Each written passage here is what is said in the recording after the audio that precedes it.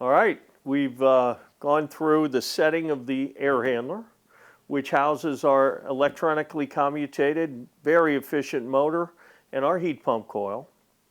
What we're going to talk about before that is that for installation and exhibition purposes and demonstration and training purposes, we've removed the mixing box so that we can work more easily on top to better demonstrate best practices on the electric heater and the supply duct that we are going to demonstrate, and Mickey is going to show us that electric heater in a second. What we wanted to point out was almost every system we have installed in any modular manufacturing facility has been an electric heat pump. That's why this part of it is so critical. And in this part, our electric heater, the Unico electric heater, actually becomes part of the supply duct, correct? Correct. So that's why this part is so important. Again, airtight, good airflow. We have to make sure that it's secured properly, good transfer of heat. And what Mickey is going to show you now is to pull that out of the box and show you the parts and pieces that you will see when you open an electric heat box. So here we have a 10 kW, 10 kilowatt heater, electric heater. And within it, you open it up, you have your paperwork, you have the small parts box, which I'll go over here in a second.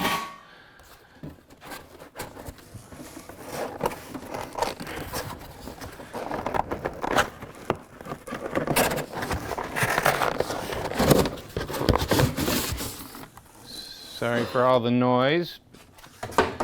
And then what we have here. Can I help, young man? Thank you. Pull that box off of there. No problem. There we go.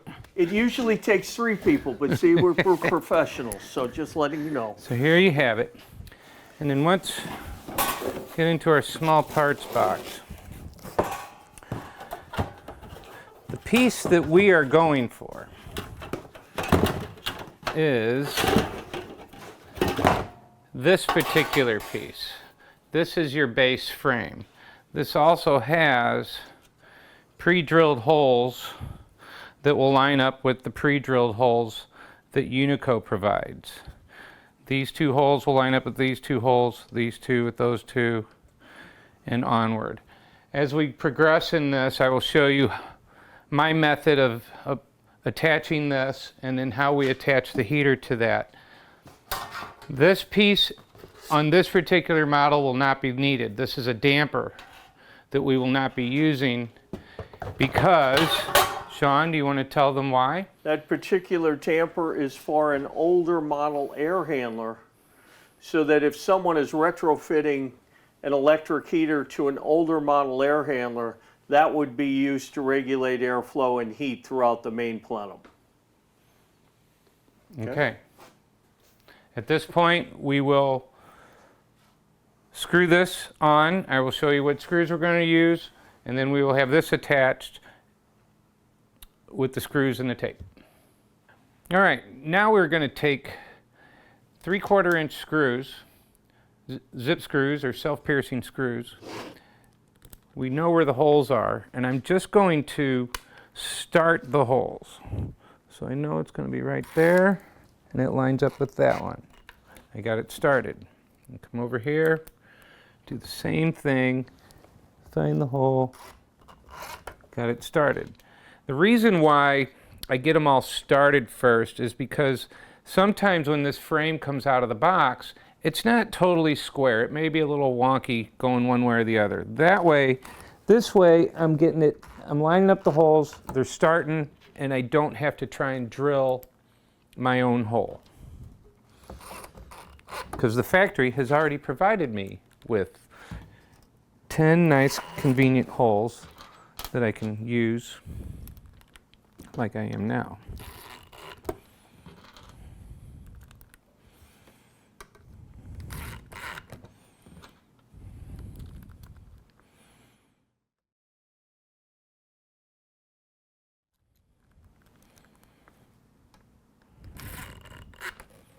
And the last one. So now that I have all of them in, I will tighten all of these down.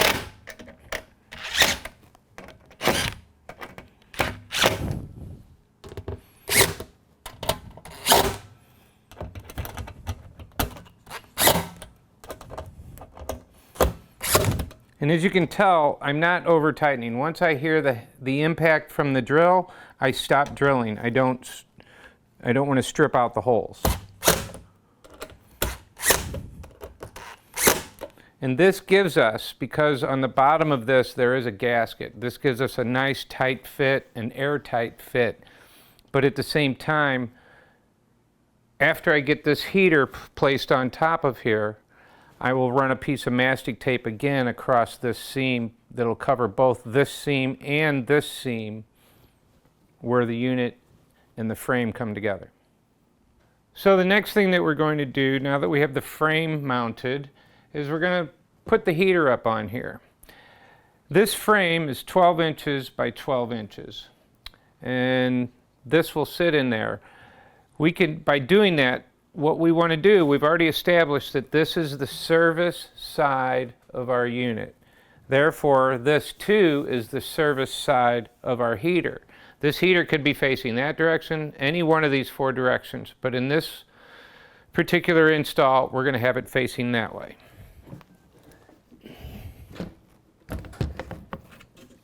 So now that I have it in here, you can see that there's also a gasket underneath here.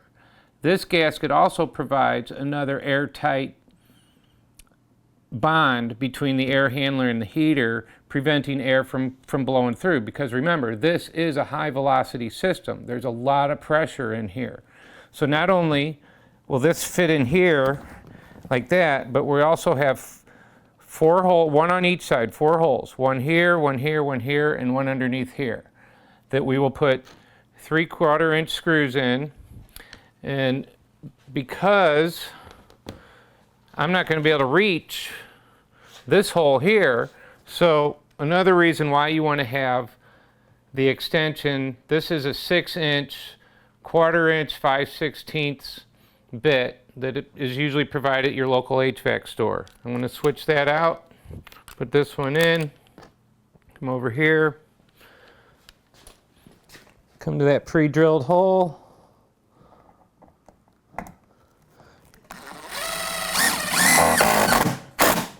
And boom, that one's in. Now for these other ones, I don't have to have the extension, but I'm going to leave it in anyway, just to give you an example of pushing these drills in, these holes. That one. That one.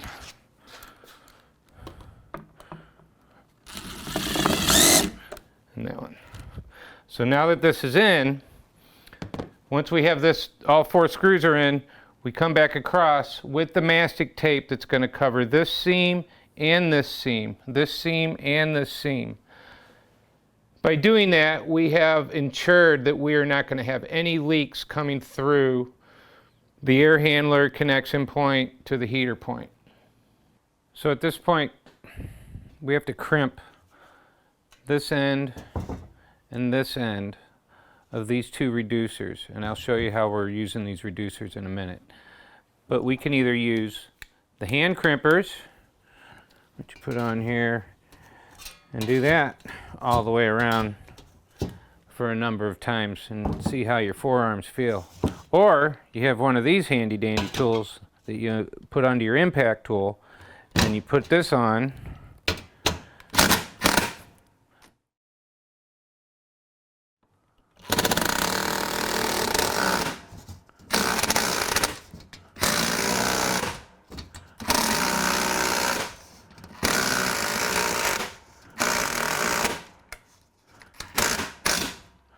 One.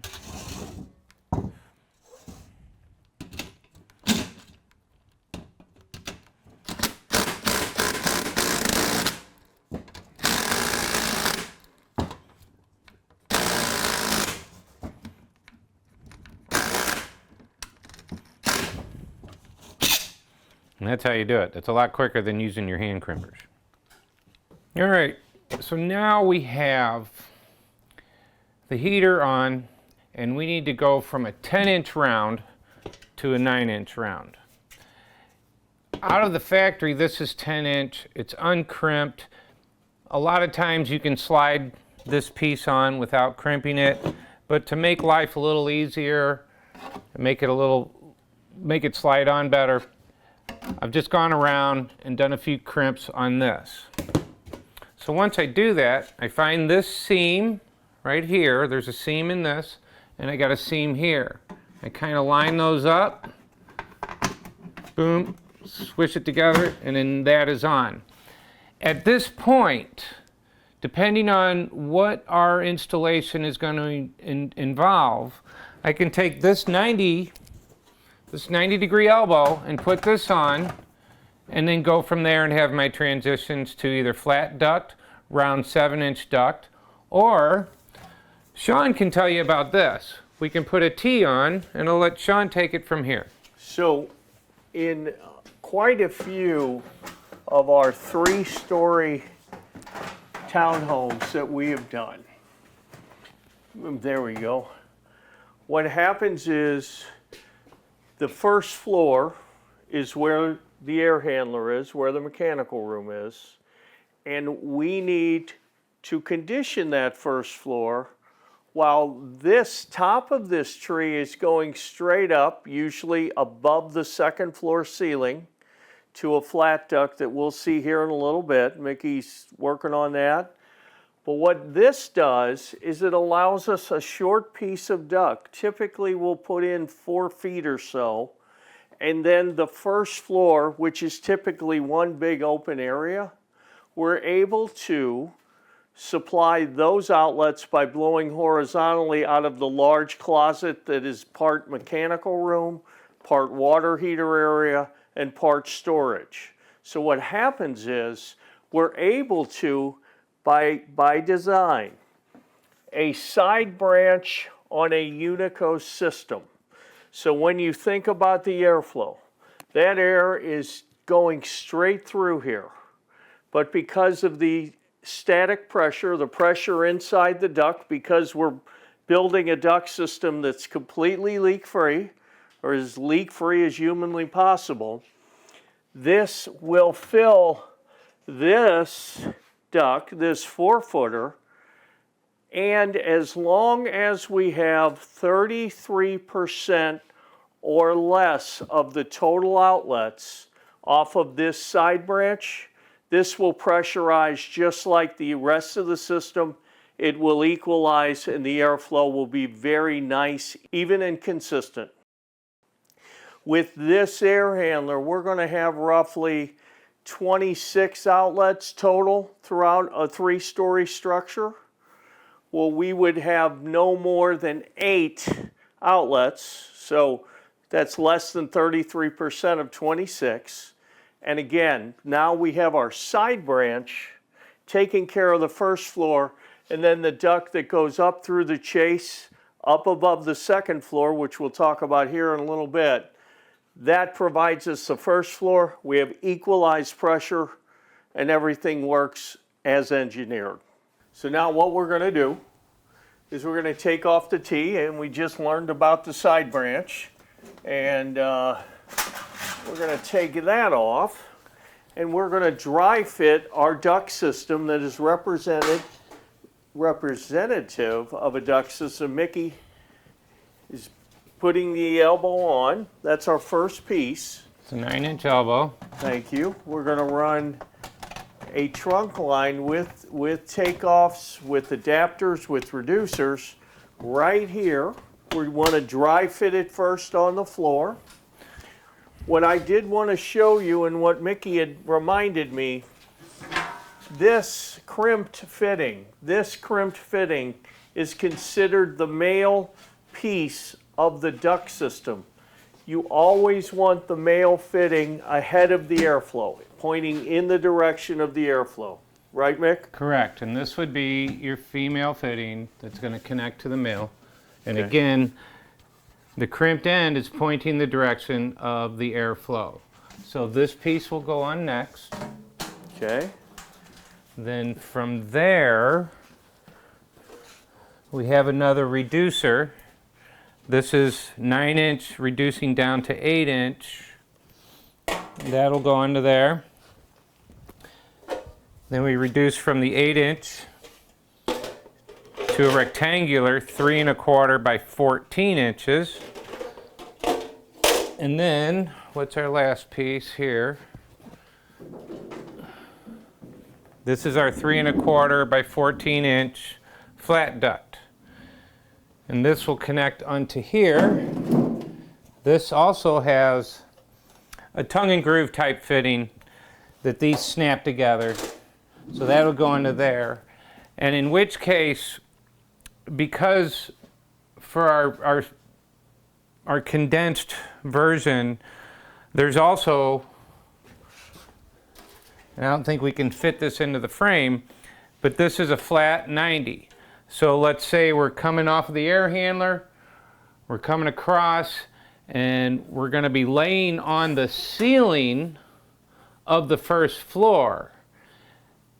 And then this flat duct is going to go the length of that particular box or module, which will have takeoffs on it.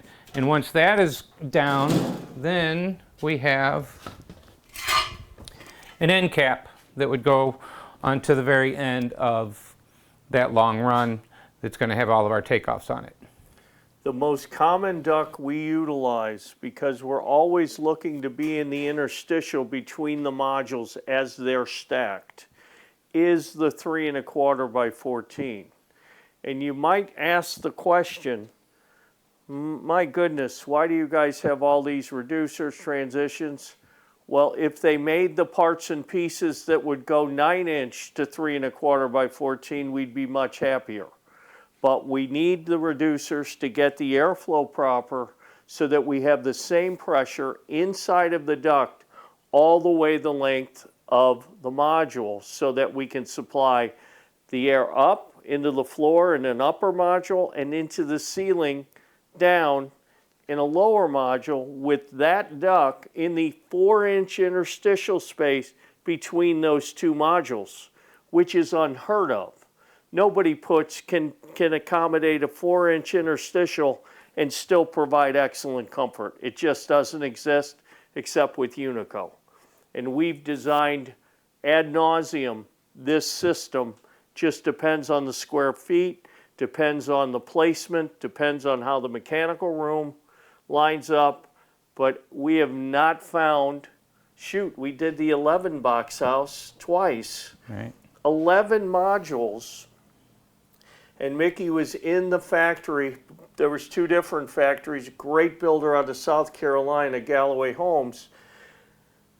Mickey installed with the factory all of the first floor Unico outlets, and we actually used a linear diffuser, and we'll show you that later. But what's amazing about that is that cut the on-site hours to install the 2 Unicos that went in this house. I bet that cut it by at least 40 man hours. At least. Oh, yes. a minimum. Yes. So what we're trying to show you is examples. Wanted to point out the flat duct. All of these are off-the-shelf items. Yes. So we're going to dry fit this up.